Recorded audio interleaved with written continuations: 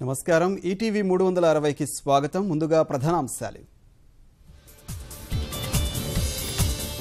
కరీంనగర్ నుంచే మూడో విడత హరితహారానికి శ్రీకారం ఒకే రోజు 1,00,000 మొక్కలు నాటాలని ముఖ్యమంత్రి నిర్దేశం రాష్ట్రానికి కొత్తగా 84 కేజీబీవీలు 29 గురుకుల పాఠశాలలు ఉపాధ్యాయ ఏకీకృత సమస్య పరిష్కరించాలని కేంద్రానికి కడియం విన్నపం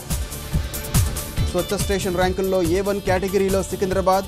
ఏ జాబితాలో ఖమ్మం మంచిర్యాల వరంగల్ నయీం కేసు విచారణను ముమ్మరం చేసిన సెట్ పోలీసులపై విచారణకు కమిటీ నేతలపైన గురి రేపు తేలనున్న కుల్భూషణ్ జాదవ్ భవితవ్యం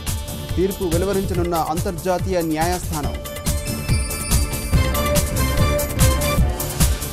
పెళ్లి సమయంలో తలాఖ్ను వద్దనే అవకాశం వధువుకి ఇస్తారా ముస్లిం పర్సనల్ లా బోర్డుకు సుప్రీంకోర్టు సూటి ప్రశ్న అగ్రరాజ్యాన్ని అతలాకుతలం చేస్తున్న టోర్నడోలు పెను తుపాను విలయానికి స్తంభించిన రవాణా సమాచార వ్యవస్థ